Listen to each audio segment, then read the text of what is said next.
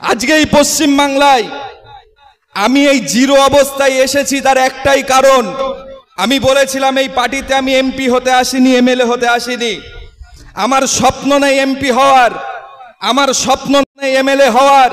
তার কারণ হচ্ছে, আপনারা জানেন আমি যে পরিবার থেকে বিলং করি, বসিরহাটের আল্লামা রুহুল আমিন রহমাতুল্লাহ আলাইহি, যিনি একজন স্বাধীনতা সংগ্রামী সমাজ গঠন করেছেন, সম্প্রীতির বার্তা দিয়েছেন, জাতিকে এগিয়ে নিয়ে যাওয়ার জন্যে, শিক্ষার জন্যে।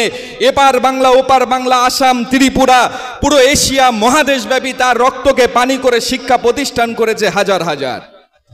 আজকে যিনি সমাজে বঙ্গভঙ্গ আন্দোলনকে থামানোর জন্য সংগঠিত হয়েছিলেন, স্বাধীনতা সংগ্রামের লড়াই করেছিলেন, আমার দাদু কোনোদিন বলেনি যে আমি এই বাংলার মুখ্যমন্ত্রী হব বা দেশের প্রধানমন্ত্রী হব। আল্লামা রুহুল আমিনের এই স্বপ্ন ছিল না।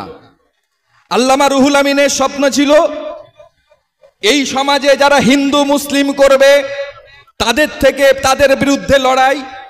এই সমাজে যারা পিছিয়ে পড়া মানুষ, তাদের ন্যায্য অধিকার পাইয়ে দেওয়ার লড়াই।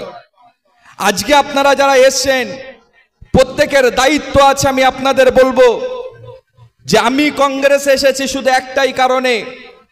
দেখুন, আজকে সংখ্যালঘু, দলিত, আদিবাসী, আপনারা বলুন, যত এসসি সার্টিফিকেট পশ্চিমবাংলায় তৈরি হয়েছে, খবরের কাগজ আর টিভি খুলে দেখেন, এই সরকারের এত চুরি করা নেতা আর সঙ্গে কিছু অ্যাডমিনিস্ট্রেশনের অফিসার বসে গিয়েছে। বাংলাদেশের লোক এসে এসসি সার্টিফিকেট নিয়ে চাকরি করছে, আর আমরা ভারতবর্ষের বাঙালি মানুষ, আমরা সেখানে কোনো অধিকার পাচ্ছি না। আজকে রাজ্যের শাসক দল মাইনরিটিদেরকে সামনে রেখে যে ভোট করে, এসসি এসটি দলিতদের সামনে রেখে ভোট করে, কিন্তু আমি খুব কাছ থেকে এদেরকে দেখেছি। দিল্লিতে আরএসএস এর একটা সরকার চলছে। এই সরকারটার নাম কি দিল্লিতে? এই জোরে বলেন। এটা সবাই, এত মানুষ, একটু জোরে বলেন না। বিজেপি। আপনি মনে রাখবেন, আমাদের রাজ্যে একটা সরকার চলে, এই সরকারটার নাম কি? এটা হচ্ছে আরএসএস এর দ্বিতীয় সরকার, এই পশ্চিম বাংলায় তৈরি হয়েছে। আমি আপনাদের বলতে চাই, ধর্ম মেরুকরণের রাজনীতি শুধু দিল্লি করছে না। এই পশ্চিম বাংলার মানুষ চেয়েছিল কর্মসংস্থান, এই পশ্চিম বাংলার মানুষ চেয়েছিল সুস্থভাবে বেঁচে থাকতে, আপনাদের গুন্ডামির জন্যে না। এই পশ্চিম বাংলার মানুষ চেয়েছিল আমার বাড়ির বাপ মরে যাবে, সেখানে রাজনীতি হবে, এটা চাইনি। এই পশ্চিম বাংলার মানুষ মেয়ে বিয়ে দেওয়ার পরে তার জামাই থাকবে, মেয়ে ডিভোর্স হবে কিনা, রাজনীতি হবে না। এই পশ্চিম বাংলায় ঘরে ঘরে প্রতিটা জায়গায় ঢুকে ঢুকে আপনারা পয়সা তোলা, এই পশ্চিম বাংলায় এটা কখনো চাইনি। আজকে এই পশ্চিম বাংলায় উন্নয়নের নামে শুধুমাত্র চুরি চুরি চুরি চুরি চুরি, আর সব চুরি এই বাংলার, এমন করে এই মুখ্যমন্ত্রীর দায়ভার, সব চুরির দায়ভার নিতে হবে। খোয়াইন সাহেব জিন্দাবাদ। ওয়েলকাম ওয়েলকাম খোয়াইন সাহেব, ওয়েলকাম। স্বাগতম স্বাগতম স্বাগতম, কংগ্রেস পার্টিতে স্বাগতম। খোয়াইন সাহেব জিন্দাবাদ, জাতীয় কংগ্রেস জিন্দাবাদ, সোনিয়া গান্ধী জিন্দাবাদ, রাহুল গান্ধী জিন্দাবাদ। এবার আপনারা ধীরে স্থির ভাবে আমাদের সকলের প্রাণের কাছের, হৃদয়ের অন্তঃস্থল থেকে যিনি আমাদের কাছে এসছেন, তিনি আমাদের সকলের প্রাণের মানুষ, ভাই খোবাব আমিন সাহেব পীরজাদা মাওলানা, তিনি আপনাদের সম্মুখে বক্তব্য রাখছেন। অনেকজন বলছেন সংবর্ধনা দেবেন, যারা খোবাব আমিন সাহেবকে সংবর্ধনা দিতে ইচ্ছুক তারা তাড়াতাড়ি চলে আসুন।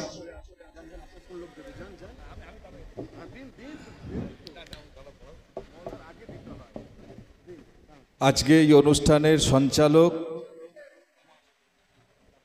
উপস্থিত আছেন, আমাদের রাজ্যের বর্ষিয়ান লিডার শ্রী প্রদীপ ভট্টাচার্য মহাশয়। উপস্থিত আছেন আমাদের জেলা সভাপতি শ্রদ্ধেয় অমিত মজুমদার মহাশয়। উপস্থিত আছেন আমাদের গোটা রাজ্যের আইএনটিইউসির প্রেসিডেন্ট কামরুজ্জামান কামার সাহেব উপস্থিত আছেন, আমাদের রাজ্যের মহিলা প্রেসিডেন্ট রাশুদি উপস্থিত আছেন, আমার শ্রদ্ধেয় ওবিসি প্রেসিডেন্ট যিনি আমাদের অনেক সিনিয়র, আমি সবসময় বলি আমি তার সন্তান সমতুল্য, আমাদের মধ্যে মায়াদি, এছাড়াও আমার রানাদা, ববিদা, যারা আজকে কাদের ভাই থেকে শুরু করে আমি নাম বলবো, শেষে সবাইকে ডাকবো, আমাদের আখিল আনসারি থেকে, বজলু থেকে যারা আজকে কাজ করছে, এবং বিশেষ করে আমাদের আশফাক সাহেব, এছাড়াও এখানে বহু বুদ্ধিজীবী, অ্যাডভোকেট এবং আপনারা যারা এসছেন। এর মাঝে আমার একজন বিশিষ্ট ব্যক্তি আজকে যে উপস্থিত হয়েছেন দিল্লি থেকে, এখানে যারা কর্মীরা আছে, আমি একটা কথা বলি, আজকে আমাকে সম্বর্ধনা দিয়েছে, আমি প্রত্যেককে আমার অন্তরস্থল থেকে শুভেচ্ছা জানাই। ভারতবর্ষের মাটিতে যে স্লোগানটা দিয়েছে ওবিসি, এসসি, এসটি, এই যে তিনটে কমিউনিটির লোক আছে, ওবিসিতে হিন্দু আছে, মুসলমান ভাইও আছে, তাই ওবিসি, এসটি, এসসি এই যে জনসংখ্যা ভারতবর্ষে প্রায় 80% ওপরে, এই জনসংখ্যাকে সংঘবদ্ধ করতে হবে। এই শক্তিকে যদি আমরা সংঘবদ্ধ করতে না পারি, তাহলে আমাদের দলকে আমরা শক্তিশালী করতে পারবো না। আমি চাই বাংলার মাটিতেও এই বার্তা পৌঁছে যাক, এই সভার থেকেই পৌঁছে যাক। তফসিলি জাতি, উপজাতি, ওবিসি সমস্ত স্তরের মানুষ আপনারা আসুন, কংগ্রেসের সঙ্গে মিলিত হয়ে কংগ্রেসের পতাকা হাতে নিয়ে এগিয়ে চলুন, কোনো সাম্প্রদায়িকতার ভাবনা রাখবেন না। ওবিসি লিস্ট নিয়ে বিজেপি স্লোগান দিতে শুরু করে দিয়েছে।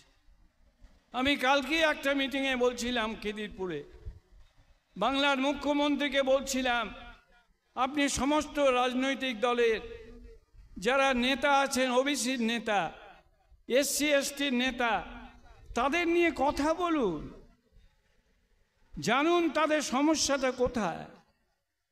ওবিসি লিস্ট তৈরি করার আগে যদি আপনি রাজ্যের বিজেপির কথা বাদ দিন, বিজেপির কথা আমি আনছি না, কিন্তু অন্য যে রাজনৈতিক দল আছে যারা সাম্প্রদায়িক নয়, সেই দলের নেতৃত্বে যারা আছে তাদের ডেকে নিয়ে বসুন লিস্ট তৈরি করার জন্য। নিশ্চয়ই কোর্টে আছে বিচারাধীন জিনিস, কোর্ট রায় দেবে।